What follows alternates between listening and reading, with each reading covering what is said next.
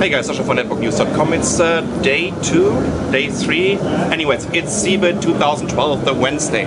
We are in Hall 23, which is almost owned by Intel, and we are in the business center, and we're taking a look at the new Ultrabook product line. So let's start over here on the very far right, because this is a device that we've already seen a couple of months ago. That's the Asus UX31 13.3-inch Ultrabook. This one running right now, I guess, on, well, the one that is available is running on Sandy Bridge, but there will be an Ivory Bridge version in the second half of this year. That's the HP Spectre Envy 14 that got introduced at CES, right, which is a really fancy one. But I tell you what, I think it's quite heavy for an Ultrabook. Well, it's the Gorilla Glass lid. I mean. Okay, so that means it's just getting a little bit bigger because you have this fancy Gorilla Glass lid. Oh my God, it is huge. But anyways, it looks good. Has an awesome keyboard and a huge trackpad.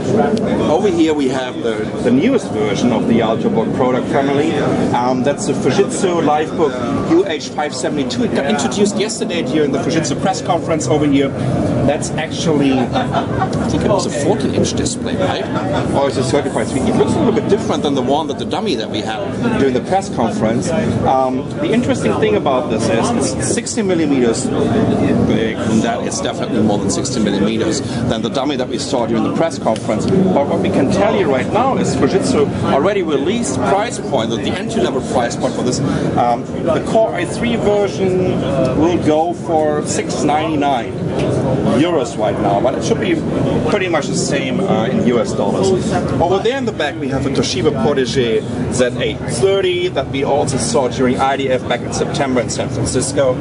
And then we have the LG X Note Z330, which in my opinion is one of the coolest looking Ultrabooks around here. It's very slim. Also sports a 13.3-inch display, has a nice brushed aluminum. You can see these concentric circles. It kind of reminds me of the ZenBook or the Asus Transformer Prime. It's very light, looks very stylish.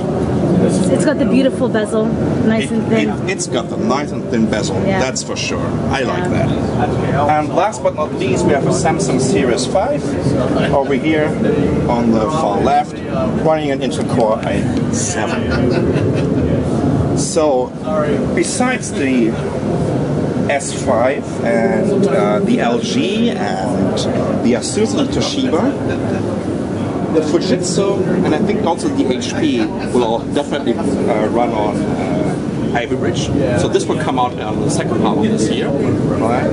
So does the HP.